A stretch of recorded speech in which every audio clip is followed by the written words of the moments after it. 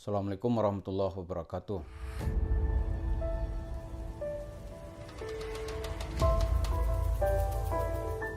Para pemirsa, ini Yusuf Mansur makin lama dia tuh makin kehilangan harapan. Itu nampak di tindakan-tindakan yang kelihatan mulai kalap. Yang dilakukan Yusuf Mansur akhir-akhir ini mulai menteror, mengancam gitu. Yang paling banyak merasakan teror dan ancaman itu adalah saudara kita Darso Arif. Itu Taibah channelnya itu udah hilang, sudah di-delete gitu. Kemudian dia secara pribadi banyak mendapat telepon gelap, ancaman, dan bahkan juga mulai mengancam secara fisik gitu. Sehingga Pak Darso terpaksa mengajak pengacara Bapak Zaini untuk melapor ke Polda Metro Jaya. Selama 2 hari berturut-turut, Senin tanggal 7 Februari dan Selasa hari ini, saya mendapat ancaman dari 2 nomor yang saya yakin ini berasal dari orang yang sama karena gayanya sama, stylenya sama.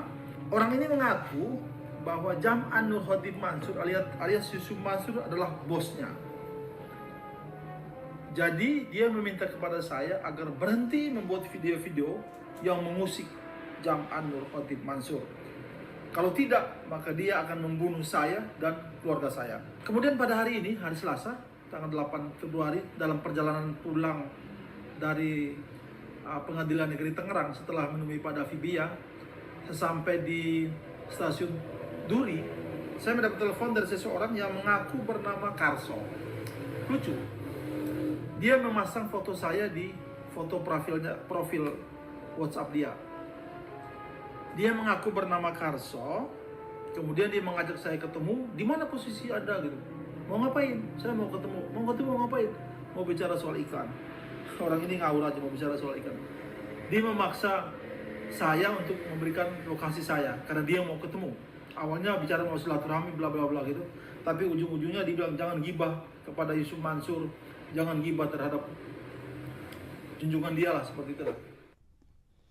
Nah, bagi kita menanggapi ini tentu bukan dalam arti orang takut, ya enggak itu.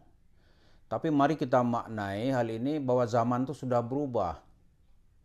Kita hanya ingin mengingatkan kalau Yusuf Mansur salah langkah, ada gangguan terhadap fisik gitu. Misalnya orang dipukul atau sampai kepada yang paling tinggi itu terjadi kematian.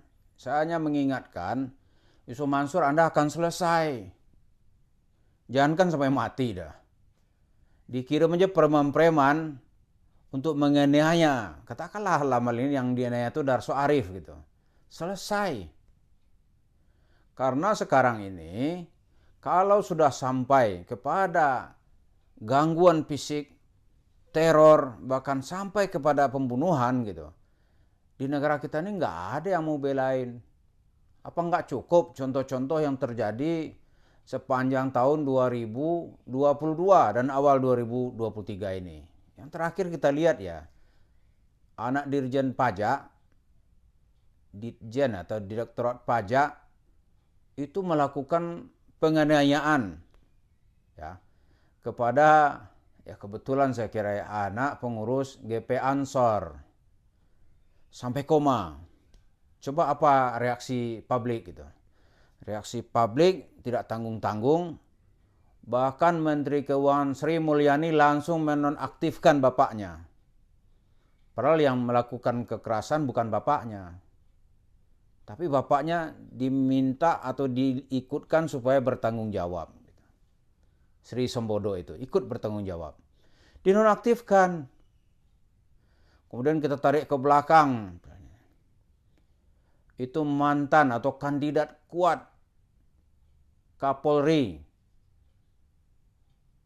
Verdi Sambo, ya, Irjen Verdi Sambo. Dalam anekdot dibikin orang polisi bunuh polisi di rumah polisi. Hukumannya apa? Hukuman mati. Padahal dia jenderal bintang 2. Dia bunuh itu ajudannya, Joshua. Orang nggak peduli lu, polisi mau bintang apa, kan nggak ada yang melindungi. Presiden juga nggak melindungi. Kapolri nggak melindungi. Dia akan diproses secara hukum. Dan terbukti, dia dihukum mati. Istrinya nggak ada alasan itu, saya nggak tahu, saya diperkosa, saya punya anak kecil. Enggak. Dia telah ikut melakukan tindakan penghilangan nyawa orang lain. Dihukum itu 20 tahun penjara. Coba. Oh, yang pura-pura pilon gitu. Nggak ngerti, apa-apa dia ngerti, dihukum. Ada anak teman saya itu yang baru ditempatkan di Kapolsek Jakarta Selatan. Atau di Polsek lah maksud saya. Di Polsek kan. Itu kena, dia nggak tahu. Dia kena hukum administratif. Denominasi selama 2 tahun. Oh, 2 tahun dah naik pangkat itu. Kalau dalam polisi, kita kawan-kawan di sana itu, kalau kita 2 tahun itu ibaratnya nih minggir dari jalan tol gitu. Orang minggir itu udah banyak tuh senior-senior junior-junior baru yang datang gitu. Adik angkatannya datang nyalip. Dia harus nyari slot lagi untuk bisa masuk ke jalur utama, udah ketinggalan. Itu polisi sekarang ini. Pernah juga kita lihat ada seorang kolonel angkatan darat. Dia bunuh orang. Mungkin karena kesombongan atau lupa mengendalikan diri, sombong. Itu panglimanya nggak ada urusan. Adili, dipecat dan dihukum. Kemudian, sipil misalnya nih. Ada seorang dukun yang bisa menggandakan uang dulu itu. Yang disebut dengan siapa tuh?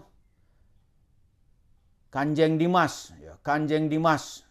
Kata uang bisa keluar-keluar itu. Coba. Dia bunuh orang minta duit ke dia gitu. Apa? Selesai dia. Ditangkap, diadili.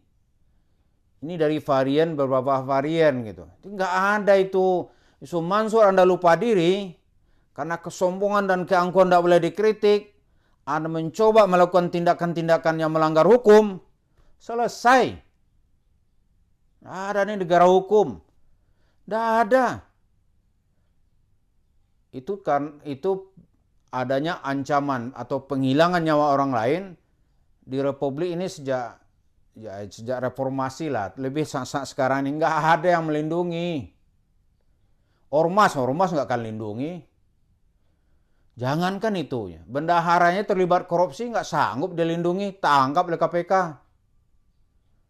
Rektor misalnya nih, menggelapkan uang kampus. Oh coba, ditangkap. Bupati, gubernur, menteri, itu kalau melakukan tindakan-tindakan yang dalam kita sebut tindakan korupsi, nggak ada tuh, terbukti pasti ditangkap. Nggak peduli mau dia gubernur di provinsi paling ujung Indonesia sana gitu. Lihat itu Lukas NMB ditangkap. Nah, kalau dilakukan tindakan yang mengancam nyawa orang gitu, itu lebih nggak ada lagi toleransi. Nggak ada toleransi. Mau dia pelakunya mau ustadz, pelakunya mau dosen, mau pelakunya konglomerat gitu, dia melakukan tindakan menghabisi nyawa orang lain, selesai.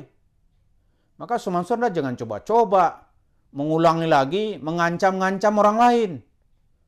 Teleponlah ke rumah orang, telepon gelap, ngancam-ngancam keluarganya, dikirim ambon-ambon untuk ketemu gitu. Apa maksudnya itu? Kalau Anda dikritik secara ilmiah, ya balas aja secara ilmiah.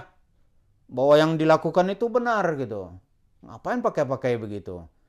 Kalau ada yang mengancam, misalnya datang ke rumahnya, ya temui dong. Katanya pemimpin umat, tokoh gitu. Orang merasa dirugikan, kok kabur gitu. Kenapa harus kabur gitu? Jadi di Republik ini, kita mungkin bukan mau nasihat, ini untuk pertimbangan aja gitu. Sekali orang dirinya merasa di luar kendali, Dan di saat itu dia merasa dirinya sombong karena duitnya banyak, dekat berbagai tokoh, banyak ormas yang akan melindungi, itu dilakukan gitu. Wah, mengerikan, Anda akan selesai gitu. Selesai dengan cara-cara mengenaskan. Jangan kena nanti bukan hanya Anda, Yusuf Mansur. Anak perempuanmu yang suka jual-jual cerita palsu ya juga.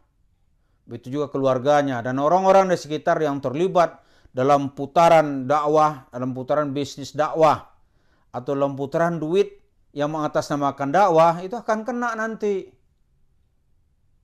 Jadi saya ini sekali ya, miris sekali kok ada ya orang ngakunya dipanggil preman nggak mau, dipanggil mafia nggak mau, tapi tingkah laku seorang mafia. Kemana-mana membawa cerita-cerita agama gitu. Yang dikritis orang cerita agamamu itu menurut pemahaman orang-orang normal itu tidak benar, itu aja. Pemahaman menurut orang-orang yang pernah sedikit-sedikit sekolah gitu. Atau pemahaman mayoritas masyarakat itu pemahaman yang tidak benar, itu aja. Dan yang diceritakan oleh saudara Soar itu kan fakta-fakta. Mana sih dia yang bercerita ini cerita halusinasi seperti yang Sumansur umbar di mana-mana aja. Di mana? Nggak ada. Nah, kenapa yang begini-begini mesti dihadapi dengan cara-cara premanisme gitu? Sampai sekarang mungkin secara fakta hukum belum menjadi musuh publik gitu. Tapi begitu maju lebih jauh, mulai mengancam orang, mulai ingin ajak ketemu dengan preman-preman gitu. Terakhir nanti kalau terjadi upaya pembunuhan atau mengancam secara fisik, wah itu selesailah Anda saya kira. Di pesan ini saya kira Sumansur tolonglah ya dipahami juga bahwa di negara ini tidak ada yang kebal hukum. Tidak ada. Siapa aja nggak ada yang kebal hukum. Karena dalam konstitusi kita dulu disepakati bahwa negara yang kita bentuk itu adalah negara yang berdasarkan hukum. Semua warga negara bersamaan hak dan kedudukannya di hadapan hukum. Jadi ini menjadi pelajaran buat kita semua. Jangan coba-coba melakukan tindakan-tindakan yang mengancam nyawa orang lain, sementara orang-orang tersebut hanya melancarkan kritik-kritik berdasarkan kata-kata dan melalui media. Terima kasih. Assalamualaikum warahmatullahi wabarakatuh.